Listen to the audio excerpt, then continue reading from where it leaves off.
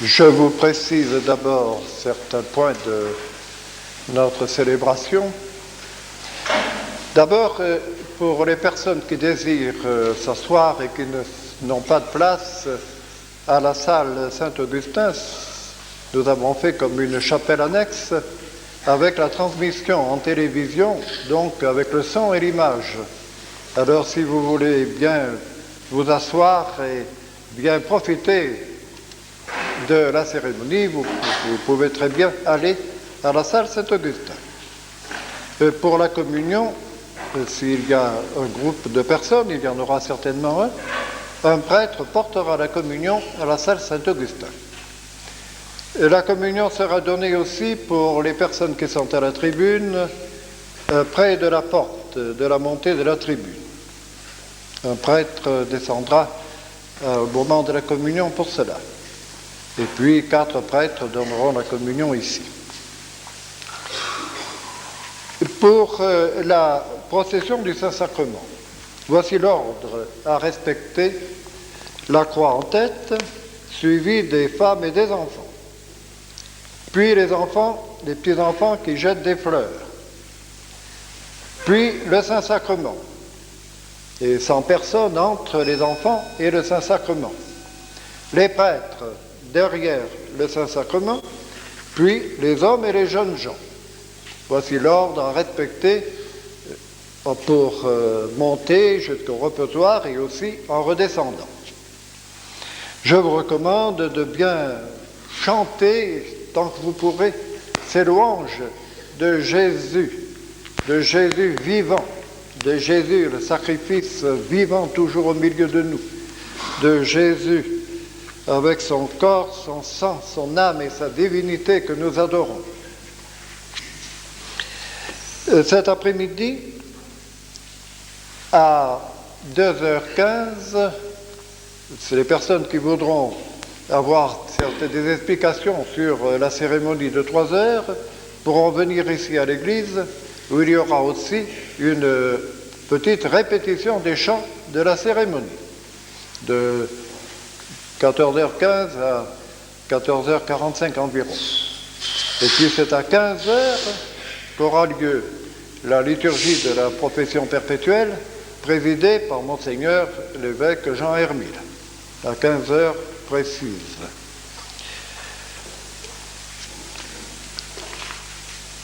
Dans la semaine, nous pouvons signaler que demain, c'est l'anniversaire de l'ordination épiscopale de notre évêque, Monseigneur Hermile. Nous prierons pour lui particulièrement. Et ensuite, il y a la fête de Saint Thomas mardi.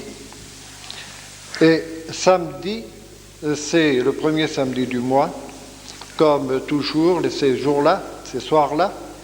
À 16h15, il y a montée à Notre-Dame-des-Neiges en priant, en disant le chapelet, prière devant Notre-Dame-des-Neiges, retour à l'église pour continuer le rosaire, et à 18h, la messe qui sera célébrée en action de grâce.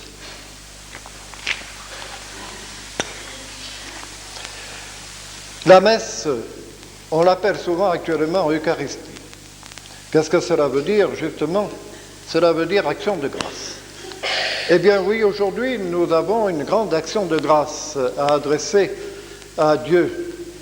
Grande action de grâce pour cette cérémonie de cet après-midi, où 4 premiers membres de la branche masculine des missionnaires de Notre-Dame-des-Neiges vont s'engager d'une façon définitive et absolue dans cette famille religieuse sous la présidence, sous la garde de l'évêque du diocèse qui, pendant longtemps encore, sera le premier responsable au nom de l'Église de notre fondation. Je le redirai ce soir, quand notre communauté sera suffisamment développée et répandue, alors il y aura d'autres étapes que nous franchirons. Après l'étape diocésaine, ce sera l'étape romaine, de droit romain. Mais ceci ne peut se faire que dans un temps qui sera probablement relativement long. Probablement, Monseigneur Hermile ne sera plus évêque de Viviers à ce moment-là. Pour le moment, nous sommes sous sa garde. Au nom de l'Église, il doit veiller sur nous. Et nous sommes heureux qu'il vienne ce soir pour accueillir ses vœux et pour donc, au nom de l'Église aussi, approuver, prendre la responsabilité de cette fondation. Alors, je voudrais vous dire un mot sur la fondation elle-même. Cela m'oblige un peu à parler de moi, oui, mais d'autre part, c'est surtout pour rendre grâce à Dieu. C'est pour surtout vous dire à quel point ce n'est pas moi, ni Mère Marie-Augusta, qui sommes les responsables, les fondateurs, qui sommes les éléments de clarté, de lumière qu'il a fallu pour faire la fondation, mais c'est tout simplement une volonté de Dieu. Je puis vous affirmer que elle, aussi bien que moi, nous avons compris cette parole de notre Seigneur à Josefa Menendez. Dieu, Jésus, le cœur de Jésus veut se servir de vils instruments pour faire l'œuvre de son amour. Alors, il demandait à Josepha, et il demandait aussi en écho, par ce que nous a proclamé Mère Marie-Augusta, d'approfondir le rien de ces instruments. Et car toute gloire en vient à Dieu. Si ce n'était pas une volonté de Dieu, si le Seigneur ne bâtissait pas la maison, en vain travailleraient les maçons. Et cela a été pour nous d'une clarté évidente. Sinon, d'ailleurs, nous n'aurions rien fait et nous n'aurions rien voulu faire. Dès le début, il y a eu certaines lumières, certaines grâces particulières. Mettons que ce soit commencé par une propre inspiration, qui fait, comme parfois le prétendent certains, je n'ai pas fait ma volonté. Et on ne peut pas dire, comme l'ont dit certains, qu'en Ardéchois têtu, et j'ai tenu le coup une fois que j'ai décidé selon ma volonté. Absolument pas. Absolument pas. Il ne s'agit pas d'être ardéchois ou breton ou tout ce que vous voudrez et d'être têtu, simplement de vouloir faire ce que Dieu veut, ce que j'ai voulu, bien sûr.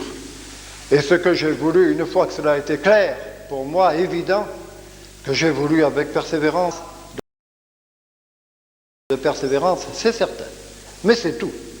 Et s'il n'y avait pas eu cette certitude de faire ce que Dieu voulait, je n'aurais rien fait.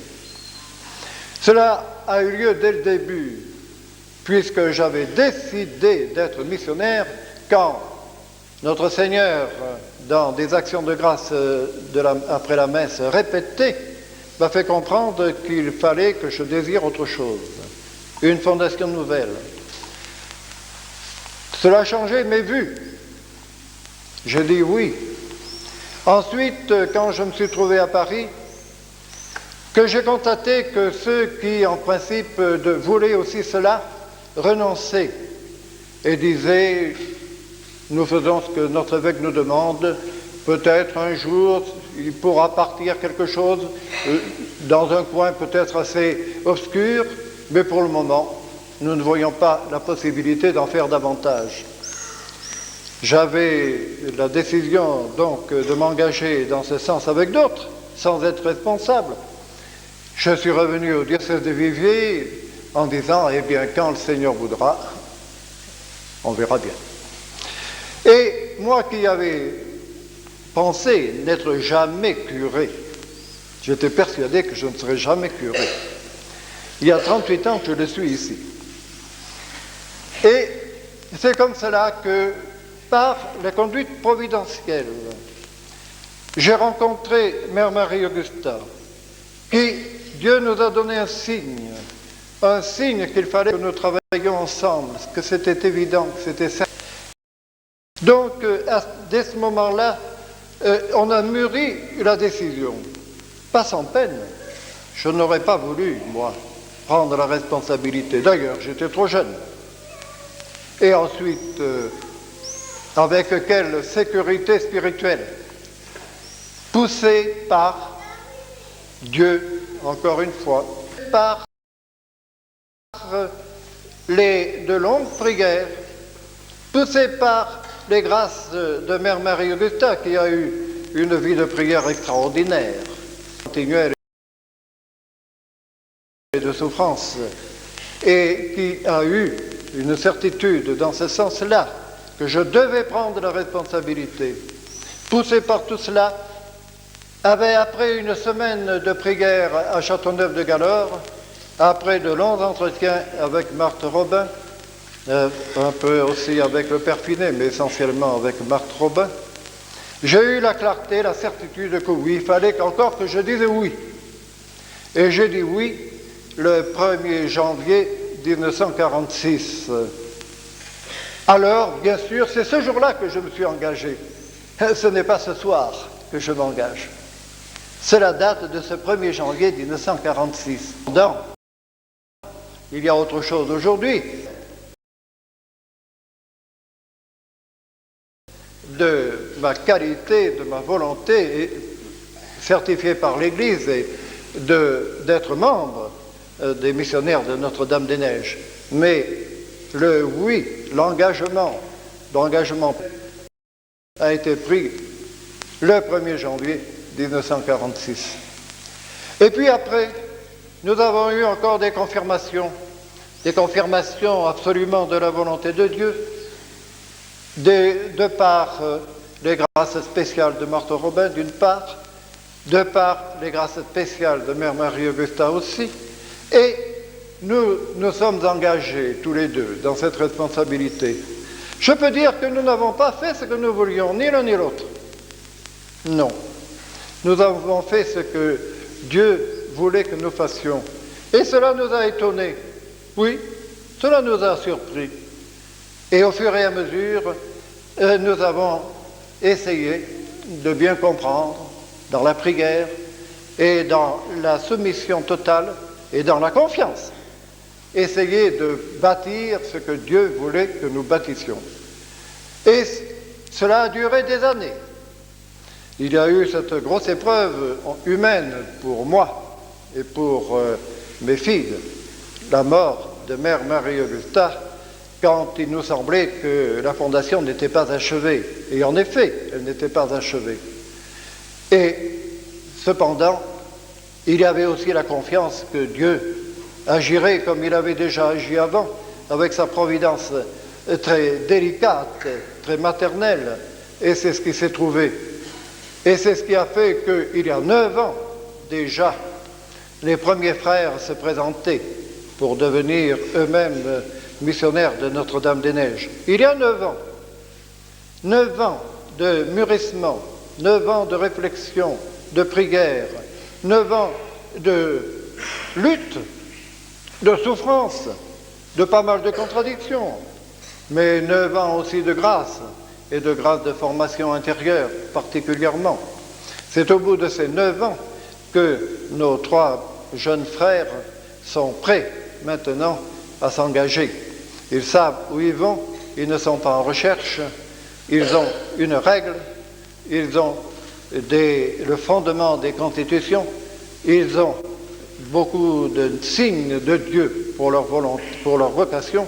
Alors, c'est avec une confiance absolue, totale, que ce soir, nous nous engagerons tous les 4 pour continuer sous l'inspiration de Dieu, car il n'est pas dit que nous comprenons totalement ce que Dieu veut de notre congrégation, de notre ordre religieux. Nous en sommes qu'au début, mais nous sommes certains que Dieu agit, que Dieu veille, et à condition que nous restions dans cette persuasion pratique très concrète, que nous sommes de vils instruments et à condition que notre vie de prière soit toujours fidèle et profonde. À cette condition-là, bien sûr. À cette condition, Dieu nous conduira. Et Dieu fera et développera son œuvre. Alors, il faut aussi votre collaboration, bien sûr.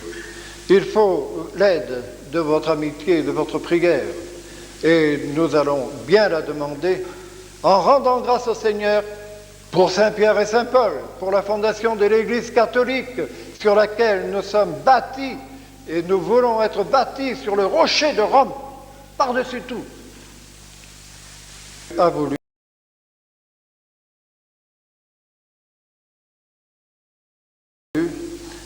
avec à côté de beaucoup d'autres œuvres qui sont de Dieu aussi, bien sûr, à côté de tous nos amis, comme par exemple le Père supérieur de Chabeuil qui est là avec nous et qu'on célébrait, comme toutes ces œuvres de Dieu, des foyers de charité, comme Paray le Monial, comme Champagne et bien d'autres. Nous ne sommes pas seuls, bien sûr. C'est en collaboration fraternelle avec toutes les œuvres de Dieu que nous espérons travailler pour sa gloire. Alors, prions beaucoup pour cela et proclamons notre foi.